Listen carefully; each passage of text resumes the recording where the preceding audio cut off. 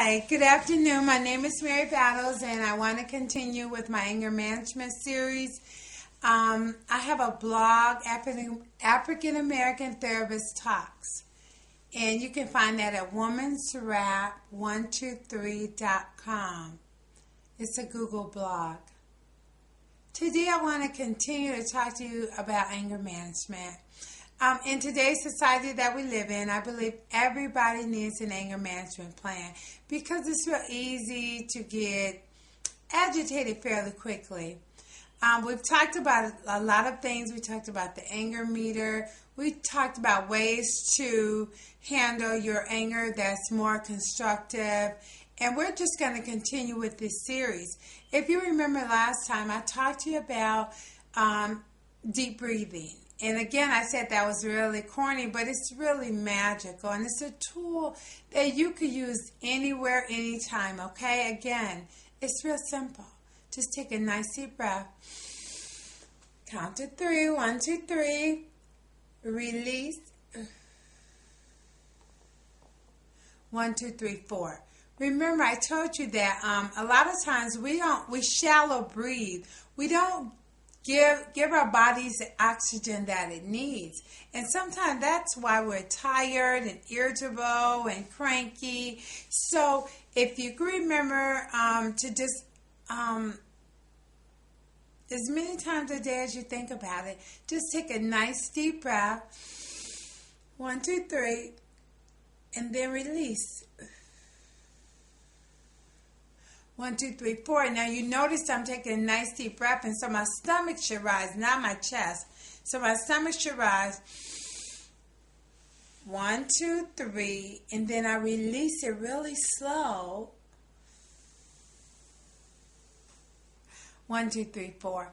A lot of times when I'm working with kids, I'll tell them it's like a balloon. You know how you blow a balloon up and you let go of it without looping the end, and you just let it go, and the balloon just kind of, air just comes out of it slowly but surely. So that's how I want you to release the air, okay? And so I want you to remember that. Everybody gets angry, even newborn babies. Research shows that even teeny tiny 1-hour-old infants. That's what the research says. So, it's a normal human emotion, I believe, just like happy, sad, glad, But anger, it can be deadly, as we all know. If it's not managed appropriately, there can be dire consequences, okay? And, I'm just trying to keep it real with this video. I'm really trying to keep it real. I believe there are so many people that are locked up for a very long time who wish they could have made a different decision in the heat of their anger, and I don't want you to be one of those people. I want you to be able to manage your anger. I want me to be able to manage my anger. When I was younger, and I come from a family that we expressed our anger negatively. We yelled and screamed and cussed and fussed and threatened. We did all of those things, and fortunately, none of us ended up in jail or prison. Well, at least we didn't stay in jail that long, but irregardless, you need an anger management plan. You need to learn how to manage your emotion. Even just to get along in our society, whether in our marriages, as parents, as co-workers, as coaches, we need to learn to manage our anger. As basketball players, rappers, everybody need to learn how to manage their anger. So that's what we're working on, anger management. Earlier, we talked about stresses we face as African American people, because I believe we do face additional stressors, and so we don't want to use that as an excuse, but we just want to have that for our own information, because that means that we need to learn how to take better care of ourselves. We need to learn how to walk away, because it could have just been a very stressful day, and now Susie or Johnny then said something. And I'm perceiving it as a threat or some form of injustice, and now I want to react. It's constructive ways of handling anger, and there's destructive ways. Okay, and so one of the other things is talking to that person, and being real, because anger is one of the easiest emotions to show, but a lot of time underneath that anger is hurt, jealousy, embarrassment, shame, all sorts of things. And so, as we work on this anger management, one of the things we're going to have to learn to do is how to identify what we're really feeling. And it's not for your information, it's for my information. It's so vital. Earlier I talked about how a lot of times our anger is disproportionate to the circumstances. And I work with clients all the time, and as we work together, we discover that sometimes the anger in a 44-year-old is really a reaction of a 12 or a 5 or a 12 or a 10-year-old. And so, the whole goal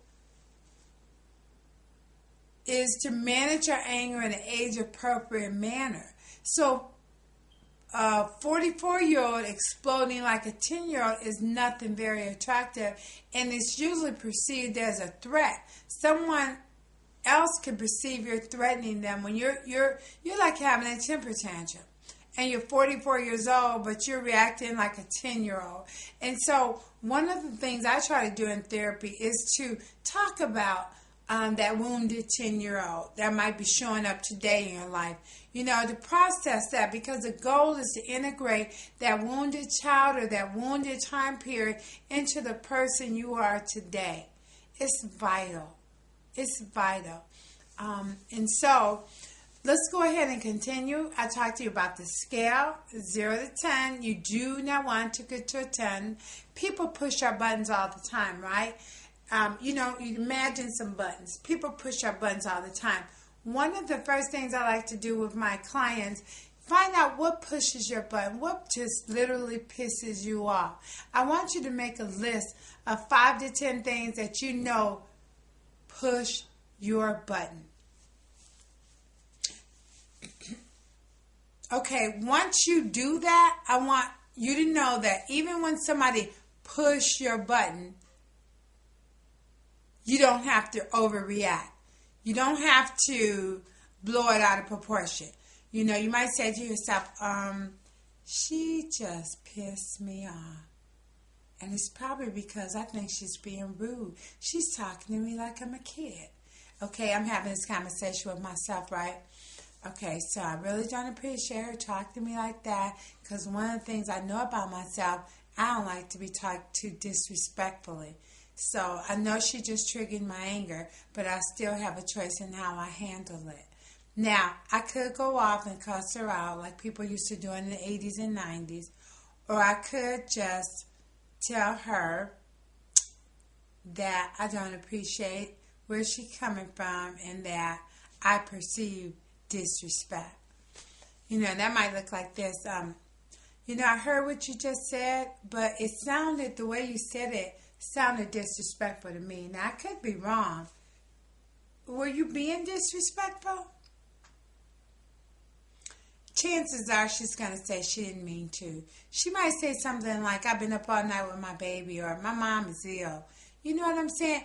And it can avoid a big, big hassle. So these are some of the things I want you to do. Number one, today I talked to you about being able to identify your feelings. Because the anger showed up, but I need you to find out what's underneath the anger. What is it going on? What's going on with you? Why did that make you feel this way? I need you to process that. And that could take a milliliter of a second, but I need you to process that. One of the other things we talked about is triggers. I wanted you to write a list, 5 to 10 things that trigger your anger. For example, I don't like waiting on hold, or I don't like waiting in the doctor's office for over an hour. After about an hour, I feel like they're being disrespectful of my time. These are just examples. You need to find out what triggers your anger. I have a lot of kids tell me they don't like the tone of voice of the teacher, or they feel like the teacher's talking down to them. These are all really good examples of things that trigger my anger. Okay, but remember, once your anger is triggered, you still have a choice in how you process that anger. Okay, so these are just some tips I'm giving you today. I appreciate you looking at these videos. I'm really here to help you. I, as you know, I'm a clinical social worker and I'm also an addiction counselor. But more importantly, I've had experience in utilizing anger in a destructive manner that served no purpose, and I noticed that even as a grown woman, I was still let anger rule me. And anger ruins marriages, relationships, friendships, and really it serves no useful purpose if you let it